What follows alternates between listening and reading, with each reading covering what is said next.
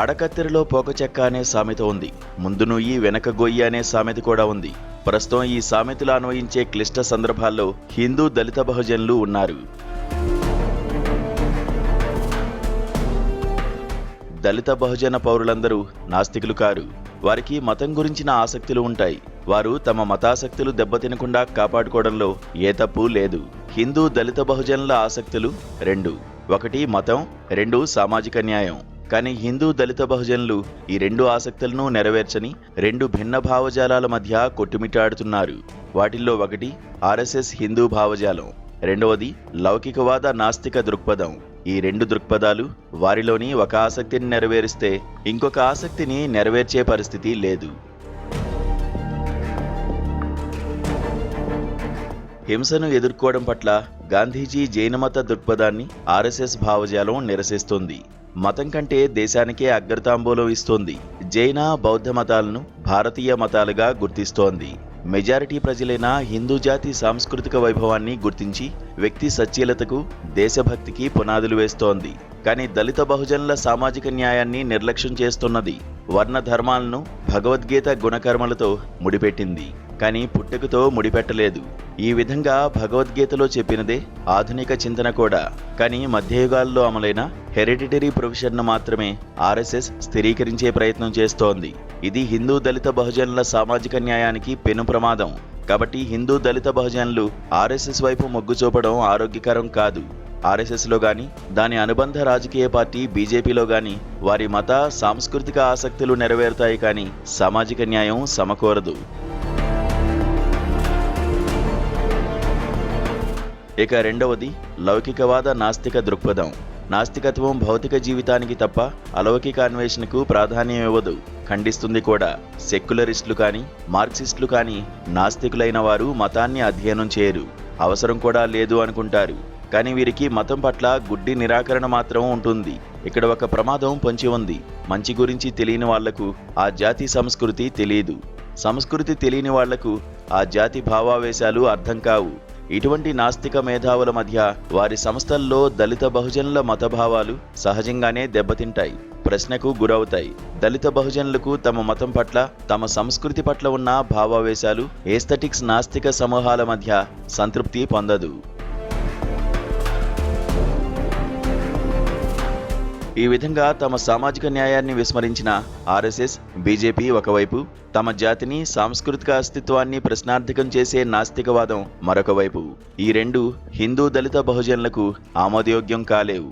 ఈ క్రమంలోనే దళిత బహుజనులు ఈ రెండు భిన్న ధృవాలను మధ్యస్థంగా, స్వతంత్రంగా ఆలోచించక తప్పదు. ఆర్ఎస్ఎస్ శక్తులకు, నాస్తికవాద శక్తులకు దూరంగా తమ హిందూ దళిత బహుజన అస్తిత్వాన్ని ఆవిష్కరించుకోవాలి. దళిత బహుజనంలో కొందరికి హిందూ పదాన్ని జోడించడమే ఇష్టం ఉండదు. అందుకు క్రిస్టియన్, ఇస్లాం మేధావులకు, లౌకికవాదులు, మార్క్సిస్టులకు ఎవరి కారణాలు వారికి ఉన్నాయి. క్రిస్టియన్ మేధావులకు హిందూ దళితుల పట్ల అసహనం ఉండవచ్చు. హిందూ మతం వారిని గుళ్లకు దూరం చేసినా, ఊరి బయటకు తరిమినా ఇంకా ఆ మతాన్నే పట్టుకుని వేలాడుతున్నారని కోపం ఉండవచ్చు. ఈ కోపం సకారణమే, కాబట్టి మనం అర్థం చేసుకోనవచ్చు. దళితులు, దళిత క్రిస్టియన్లు హిందూ మతం పట్ల రియాక్షనరీస్గా మారడం సహజమే. అందుకు మనుధర్మ శాస్త్రమే కారణం. దీనిని హిందూ సమాజం బహిష్కరించవలసిందే.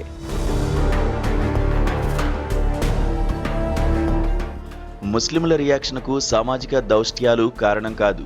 హిందూ మతం పట్ల వారి రియాక్షన్కు వారు నమ్మిన ఇస్లాం మత గ్రంథాలే కారణం. ముస్లింలు హిందూ మతంలోని అస్పృశ్యతను ప్రశ్నిస్తారు, వర్ణ ధర్మాన్ని ప్రశ్నిస్తారు, మనుధర్మ శాస్త్రాన్ని దండిస్తారు, బ్రాహ్మణాధిక్యతను ఎత్తిచూపుతారు. ఈ విమర్శలన్నిటినీ హిందూ దళిత బహుజనులు ఆహ్వానిస్తారు, ఆమోదిస్తారు కూడా. మైనారిటీ మతాలతో హిందూ దళిత బహుజనులు సహజీవనాన్ని కోరుకుంటారు. సహజీవనానికి అవసరమైన సంస్కరణలను ఆ మతాల నుంచి కూడా ఆశిస్తారు. ముస్లింలు యుద్ధ జిహాదును ఖండించాలని, ప్రపంచాన్ని ఇస్లాం రాజ్యంగా మార్చాలనే అప్రజాస్వామికతను ప్రశ్నించాలని, అన్య మతాల పట్ల కాఫిర్లు అనే శత్రుభావాన్ని విడనాడాలని హిందూ దళిత బహుజనులు కోరుకుంటారు. వర్తమానంలో హిందూ, ఇస్లాం శక్తులకు ఎవరి రాజకీయాలు వారికి ఉన్నాయి, ఎవరి వ్యూహాలు వారికి ఉన్నాయి. 2030వ సంవత్సరం అంటూ ఒకరు, 2047వ సంవత్సరం అంటూ ఒకరు తమ వ్యూహాలు అమలు చేయబోయే కాల నిర్ణయాలు కూడా జరిగిపోతున్నాయి. ఈ ప్రమాదానికి విరుగుడు ఆర్ఎస్ఎస్, బీజేపీలు కాదు, నాస్తిక మార్క్సిస్టులు కాదు. హిందూ, అబ్రహామిక్ మతాల మధ్య అపోహలు లేని సహజీవనమే ఇప్పుడు కావలసింది. ఇందుకు అనుగుణంగా ఎవరి మతాలను వారు సంస్కరించుకోవాలే, శుభ్రపరచుకోవాలే, ప్రజాస్వామ్యీకరించుకోవాలే. హిందూ దళిత బహుజనవాదం మధ్యయుగాల మత వ్యవస్థను నిరాకరిస్తోంది. తమ మతాన్ని ప్రజాస్వామ్యీకరించుకునేందుకు పోరాడుతోంది. బ్రాహ్మణాధిపత్యాన్ని అంగీకరించదు. అన్ని చారిత్రక కాలాల్లోనూ మత గ్రంథాలను కాపాడుతూ వచ్చిన బ్రాహ్మణుల చారిత్రక పాత్రను గుర్తిస్తుంది. దేశమా, మతమా అంటే దేశానికే మొదటి ప్రాధాన్యం ఇస్తుంది. మతాల పండుగల్లో గాని, గుళ్లల్లో, దర్గాల్లో, చర్చిల్లో గాని అన్ని మతాల ప్రజలు పాల్గొనే ఒక మహత్తర సన్నివేశాన్ని కలగంటుంది. తమకంటే ఎక్కువగా అణగదొక్కబడిన పీడితుల ప్రయోజనాలకే పెద్దపీట వేయవలే. ఆ తర్వాతే తమ ప్రయోజనాలను గుర్తించుకోవలే. పీడనను నిర్వచించేది కులము కావచ్చు, కొన్ని సందర్భాల్లో ప్రాంతము కావచ్చు, పట్టణము, పల్లెటూళ్ల మధ్య గల అవకాశ వ్యత్యాసాలు కావచ్చు. ఈ విశాల దృక్పథాన్ని కూడా హిందూ దళిత బహుజనవాదం ప్రోత్సహిస్తోంది.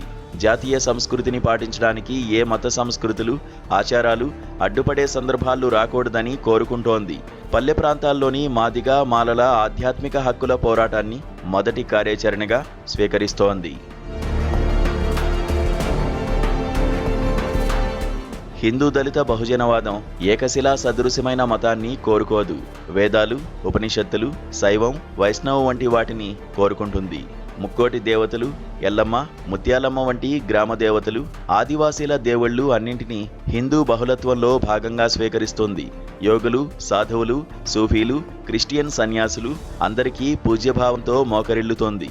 భారతీయ కుల సమాజాన్ని ఒక ఆర్థిక శాస్త్రంగా గుర్తిస్తుంది. తక్కువ కులాలకు తక్కువ ఆదాయ వృత్తులు, అగ్రకులాలకు ఎక్కువ ఆదాయ వృత్తులు సమాజంలో ఆర్థిక అగాధాలకు దారితీశాయని నమ్ముతోంది. మార్క్సిజాన్ని ఆర్థిక శాస్త్రంగా పరిగణించి ప్రేరణ పొందే అవకాశాలను పరిశీలిస్తోంది. ఆసక్తి ఉన్న హిందూ మేధావులకు ఇవన్నీ చర్చనీయాంశాలే. ముల్లాలు, పీఠాధిపతుల నుంచి కాకుండా ఒకనాటి మన దక్కన్ సంస్కృతి నుంచే స్ఫూర్తిని పొందుదాం. జనసామాన్యంలో మినుకుమంటున్న సహజీవన కళను దేదీప్యమానం చేద్దాం. మన జాతీయ ఆసక్తులతో సంపూర్ణంగా ఐక్యమవుదాం. హిందూ మతంలోని బహుళత్వం మాయం కాకుండా కాపాడుకునే బాధ్యత మన మేధావులదే.